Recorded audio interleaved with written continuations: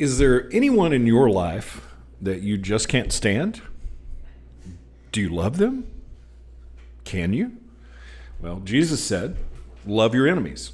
Good morning, and welcome to 755 Live. For about 5 minutes, you'll hear all about easy-to-remember soundbite versions of what Jesus said. And the point is to help you experience life to the fullest the Jesus way.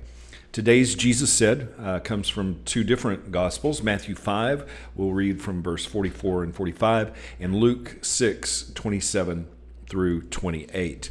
In Matthew 5, it says, "But I say, love your enemies, pray for those who persecute you. In this way, you will be acting as true children of your Father in heaven. For he gives his sunlight to both the evil and the good, and he sends rain on the just and the unjust alike." Actually, I'm probably going to talk a lot here. So the other verse says something very, very similar to that. But let's talk about this. How can we love those that we don't want to love? And sometimes our response is like, well, but do you know how bad those people are?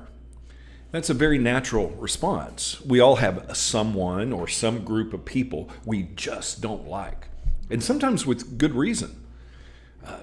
Love them, do good to them, pray for them.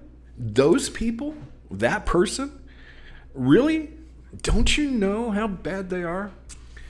And the interesting thing here is when Jesus says to love our enemies, he uses the Greek word agape here.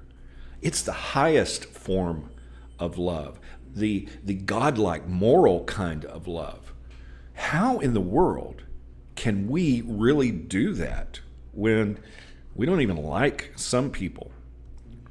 Well, what is the opposite of love? The opposite of love is hate, which leads to anger, judgment, and condemnation, even disgust. Have you ever felt that for an enemy?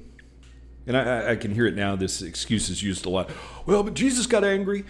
He turned over the tables in the temple and drove them out with a whip. I have righteous indignation. Really? I mean, yeah, Jesus did those things, but he also walked on water. He raised the dead. And how many times did he go to the temple and not turn over the tables? We have to be very careful and obey what Jesus said when he said, love your enemies. Because anger is easy. Being angry, that's the easy road. But Jesus never promised easy. Using Jesus as an excuse to justify our anger is no real justification at all. We need higher standards. Yes, Jesus got angry, but he was also God in the flesh. Walked on water, raised the dead, opened blind eyes. So yeah, let's do those things and then talk to me about your righteous anger. Jesus died for the sins of the world too.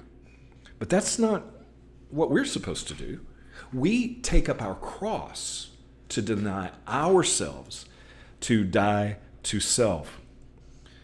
And that's why James, one of Jesus' disciples, wrote this, James 1:20, human anger does not produce the righteousness God desires. If human anger doesn't produce what God wants, what does? Obedience. So if Jesus said we should do it, that's not an option, it's our job. In order to really love our enemies, we have to actually love them. And it starts with denying ourselves and our own emotions and our own need to be right, even letting anger go. And in our culture, man, anger seems to be everywhere.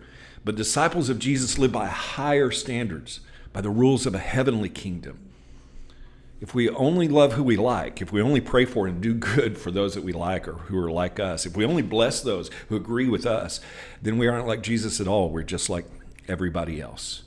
Jesus said, love your enemies. How can you put that into action today? Well, we have to be different. Let go of anger. Who can I love today who isn't on my side? Jesus said, love your enemies. Thank you so much for listening. I really hope that this is meaningful to you, and if it is, It would mean a lot to me if you would like it, share it, comment.